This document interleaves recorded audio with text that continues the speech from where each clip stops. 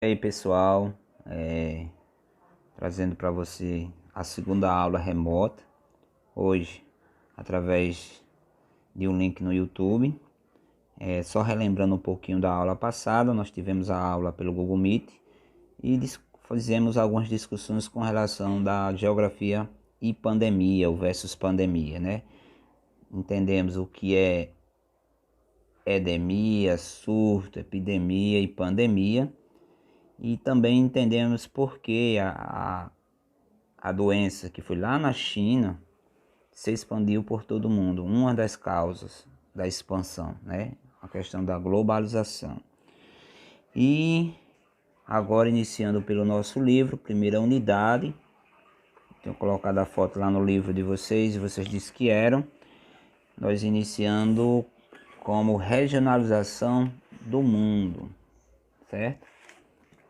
Ele trabalha logo na primeira unidade, pessoal. Ele fala um pouquinho sobre a globalização. Então, na unidade 1, globalização, ele tem capítulo regionalização do mundo, cooperações regionais e blocos econômicos e outras organizações, globalização e seus desdobramentos. Então, nós já vamos falar um pouquinho sobre globalização. Na aula passada, nós tivemos um pouquinho entendimento sobre este tema, sobre este assunto. Logo na unidade, ele vem duas questões que eu achei bem interessante a gente contextualizar um pouco para depois aprofundar no conhecimento. Ele vem dizendo aí o que os países da América do Sul têm em comum e em um mundo globalizado, qual é a importância dos blocos econômicos? Justifique a sua resposta. Pessoal, o que os países da América do Sul têm em comum? A América do Sul são ali os países do Brasil, né, os vizinhos, chamada América do Sul. O Brasil fica situado. Então, o que eles têm em comum? Nós podemos dizer a questão da economia, a questão da região, né, a questão do solo, do clima. Eles têm também a linguagem, né? O Brasil aí seria a língua portuguesa, mas também vem do latim, e o restante língua espanhola, que também vem do latim, tá certo? E quais seriam os blocos, que ele chama blocos econômicos, a importância no mundo globalizado, a questão dos blocos econômicos. Existem vários blocos econômicos mundial, certo? Existe a União Europeia, existe a CEI, Comunidade dos Estados Unidos Independente, existe a NAFTA.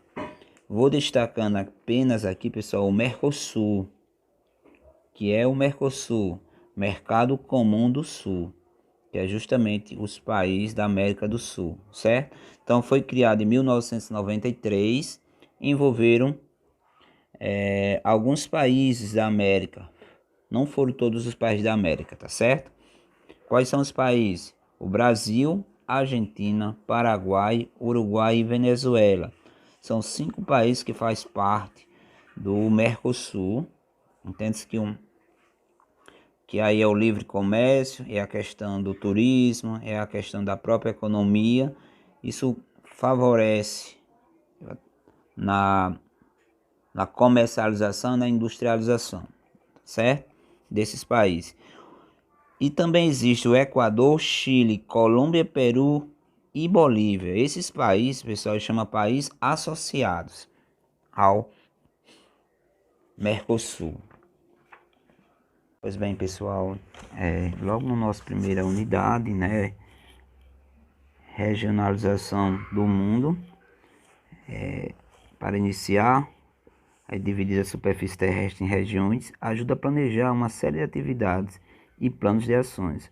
Você verá que regionalizar significa agrupar conjuntos que apresentam características comuns, escolhida de acordo com determinados critérios. A regionalização pode ser feita com base em critérios naturais, como a combinação de relevo, clima e vegetação social, como índice de alfabetização, expectativa de vida ou qualidade de vida da população econômica, com a renda média da população. Você conhece algumas da regionalização mais usada? Observe a chave e responda a atividade. Gente, na chave, pessoal, antes de fazer a chave, Mas vamos entender um pouquinho a questão da regionalização, trazendo como o nosso pensamento o Brasil. Lembra que o Brasil é dividido em região Nordeste, Sudeste? Como foi dividido essa regionalização? Como eles mapearam? Como eles fizeram esse território? Tá certo? Qual é essa divisa? Que critério eles utilizaram para fazer essa regionalização, essa divisão por parte do Brasil? Entende? Que é a questão do clima, da vegetação. Quando fala caatinga, né, é característica da região Nordeste, tá certo? E aí ele vai classificando as outras regiões conforme os estudos que eles foram fazendo, né? Eu estou trazendo a questão do Nordeste porque é a nossa referência. Na charte, pessoal, que está aí logo representando, percebe-se que isso é como fosse o globo terrestre, dividido no meio. A parte de cima seria pessoas mais ricas e a parte de baixo as pessoas trabalhadoras, que trabalham, né? Percebe-se a questão das condições financeiras. Se você for olhar o mapa mundi, dividindo esse globo terrestre justamente no meio, que é dividido pela linha do Equador, você vê a parte de cima, a parte mais rica, né? Pertence aos países mais ricos. E a parte de baixo, país mais subdesenvolvido. Em cima, país desenvolvido, embaixo, país subdesenvolvido. A parte de cima, pessoal, está localizada o quê? A Europa, que foi um dos principais países mais ricos, onde saíram principalmente as grandes guerras, né, por território, porque se for a Europa, tem muitos países bem pequenininhos, justamente por essa briga de território, e praticamente eles colonizaram a América, né? Da Europa saiu Portugal, que veio colonizar o Brasil, e também da Europa, que saiu da Espanha, saiu Cristóvão Colombo para colonizar a América Central e a América do Sul, tá certo? Eu creio que E para entender o que é uma charge, pessoal, uma charge, ela tem uma ilustração de humor, de engraçado, mas de sátira. O que é isso? Tem um objetivo de criticar, certo? Isso aqui não é só uma questão de humor, de achar graça, mas tem uma intenção, tá certo? Quando nós levamos a questão da intenção, ele quer criticar para ver se muda o pensamento da sociedade. Na realidade, não é que nós aqui na região sul são menos privilegiados que a região norte, mas infelizmente existem essas desigualdades. Lembra que muitos países, muitas pessoas que saem do Brasil para a região norte, eles sofrem preconceito, né? Aí tem três questõezinhas referentes a charge. Essa discussão, pessoal, dá para vocês responder as três questões. A gente vai dar continuidade falando sobre conceitos preliminares. Essas são as três questões, tá certo? Que elementos da realidade foram usados na charge para regionalizar o globo terrestre? O que você sabe a respeito das relações representadas? O que é das regiões? O que você sabe sobre a região sul e a região norte? Já que o professor falou a questão do globo terrestre dividido pela linha do Equador, a parte de cima, a parte norte mais rica e a parte de baixo, parte sul mais pobre. Se você for ver aí, tem o hemisfério norte e o hemisfério sul, dividido justamente pela linha do Equador. No mapa aqui, pessoal, dá para você perceber aí justamente a linha do Equador, dividindo hemisfério norte e hemisfério sul. Essa linha do Equador vai dividindo aí justamente o mundo. Nós temos o meridiano de Greenwich que vai partindo no meio, né? Que eles vai ter ocidental e oriental, a divisão. Mas aqui a gente só quer saber norte e sul. Então você entende os continentes, a divisão dos continentes por cores. Nós temos América, é o continente americano. Nós temos a Europa, África, Ásia e Oceania, tá certo? Então, Para estudar o mundo, é importante saber que há uma divisão elaborada de acordo com a posição ocupada pelas terras imensas no globo terrestre, agrupando os diferentes blocos em continentes, como mostra o mapa abaixo. Esse é o nosso mapa, certo? No outro ponto, nós vamos ver aí a questão de Estado, território e soberania nacional. O Estado compreende-se a uma população, um governo ou um território sobre o qual ele exerce sua soberania, ou seja, um papel autônomo, sem influência de outros estados. Estado, pessoal, a gente vai fazer referência aqui, o Estado, não o Estado específico aqui, o Estado do Rio Grande do Norte, mas quando ele fala Estado, território e soberania nacional, ele está se referindo ao país, tá certo? A soberania nacional é o poder que tem cada estado de se organizar juridicamente e fazer valer suas decisões dentro dos limites do seu território, geograficamente delimitado por fronteira. Reconhecer internacionalmente os limites territoriais do estado, abrangendo também o mar territorial. Faixa que se estende ao longo da costa e espaços aéreos. Um Estado nacional é o mesmo que um país, ou seja, uma unidade política administrativa formada por uma população de habitantes, um território próprio e possui um governo que a representa por meio de um conjunto de instituições que formam o Estado. Aí pensamos a questão das fronteiras. Se nós formos voltar aqui para o Brasil, pessoal, tendo a referência do Brasil, o Brasil ele é marcado nacionalmente, internacionalmente, ele é reconhecido, o Brasil. Suas fronteiras, né, tem as fronteiras terrestres, que são os países vizinhos, e tem as fronteiras marítimas, que dá acesso ao mar, tá certo? Então, o Estado ele tem poder tanto no seu território nacional, como aéreo e como também marítimo, parte do mar. Partindo para o próximo ponto, vai ficando umas questões aí, pessoal. Nós vamos ver o papel do Estado na esfera internacional e na esfera local. Qual é o papel do Estado? No âmbito internacional, os Estados negociam seus interesses nacionais, isto é, os interesses da sociedade que cada um deles representa. No âmbito local, ou seja, no interior das suas fronteiras, o Estado define e executa as políticas públicas orientadas a planejar e organização do território e os investimentos públicos e a construção da infraestrutura do transporte, saúde, educação, rede de água, esgotos, eletricidade, de modo a entender a necessidade básica da sociedade. Quando falamos do papel do Estado na esfera internacional e na esfera local, é administrativo, né? Os países ele tem um poder que vai administrar a nação, quanto em relação à saúde, à educação, à água, a questão do meio ambiente, tudo está relacionado ao poder do Estado. E quem negocia na esfera internacional é o Estado. Aí agora nós vamos entender no próximo ponto a organização do governo. Para entender a questão do Estado, né? Quem manda, aí vamos entender agora a organização do governo.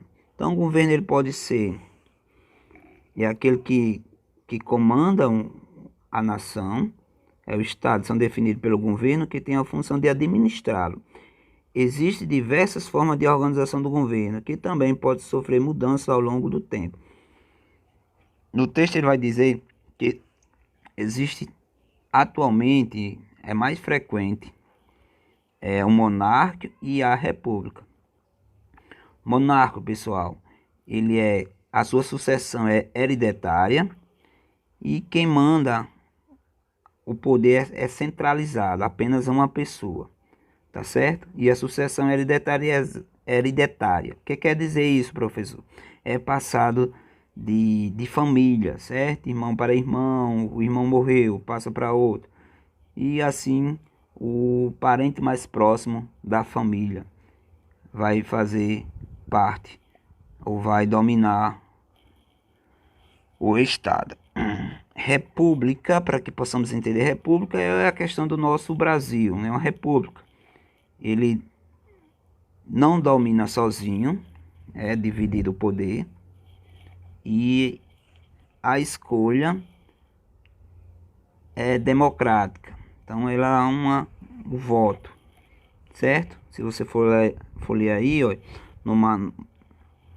na república o governo é investido de poder pela população que representa.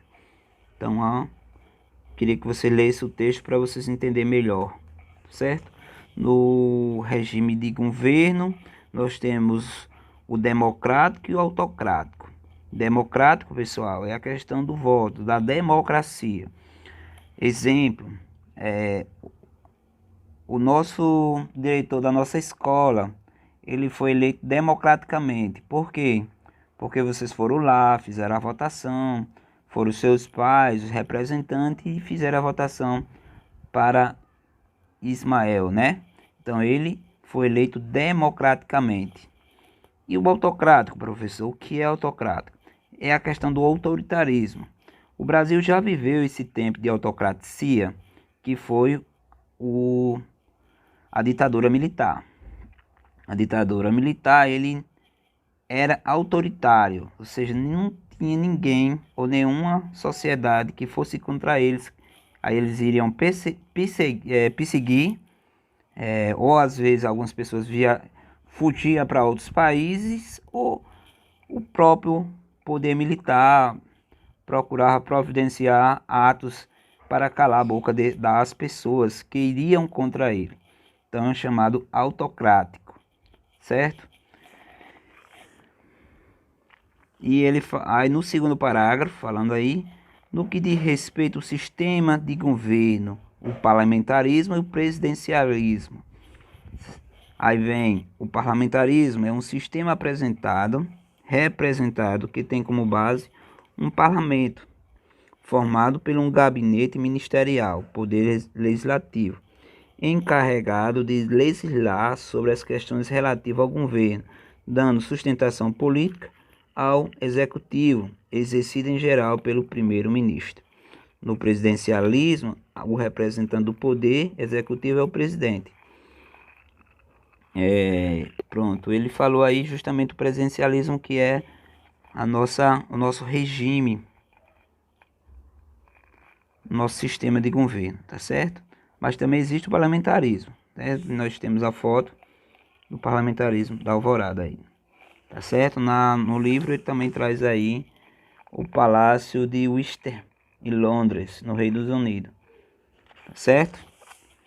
Deu para entender aí, pessoal? Eu queria que vocês terminassem de fazer a leitura. Temos 3 questões para vocês responderem no final da nossa aula. Partindo para nação, estado e nação. Aí nós vamos entender o conceito de nação e conceito de nacionalidade. Tem até um errozinho aí. Então, o conceito de nação é adotado pela Organização das Nações Unidas, a ONU, porém define como povo que habita em determinado território, como o governo próprio que o representa. É o mesmo que Estado-nação. Nação refere a uma grande quantidade de pessoas que moram em determinada região, marcada pelo território, em um país, aí chamado Estado-nação. Ele vai falar um pouquinho sobre a sociedade do qual é o Estado representa político máximo, é composta por uma nação ou várias nações. É questão a nação brasileira, né? A nacionalidade, qual é a diferença? É bem próximo, né? Inspira-se a ideia da nação, ou seja, nacionalidade e nação, elas são muito parecidas, muito próximas. Estabelece um vínculo jurídico entre uma pessoa e um Estado, compreendendo os direitos e deveres recíprocos. O que quer dizer isso, professor? Qual é a sua nacionalidade? Minha nacionalidade é brasileira. Entende-se que quando sua nação é brasileira, você tem direitos e deveres, certo? Aí falar a questão de recíproco, porque o Estado, o presidencialismo, ele tem o poder, lembra que nós falamos o poder de cuidar, de educação, saúde, ele tem essa autonomia de governar, que é o poder do Estado, na esfera local. E também tem a questão da nacionalidade. das pessoas, que também têm seus direitos e têm seus deveres, tá certo? Pronto. Eu vou encerrar a minha aula de hoje, certo? Vai ficar uma atividade. A atividade, vou trazendo até a página 17, né? Foi trabalhado até a página 17. Tem na página 17 3 questões. Na página 16 temos 3 questões. Na página 15, 2 questões. E na página 14, 3 questões. Tá certo? Espero que aí a próxima semana a gente dá continuidade falando sobre um pouquinho mais sobre o que é globalização, regionalizar para quê e forma de regionalizar. Lembra que o que é globalização até eu já perguntei para vocês, não já falei um pouquinho da aula passada. Para a aula não ficar tão longa, né? A gente dividir a unidade em 2. A gente vai estar encerrando a aulinha de hoje, tá bom?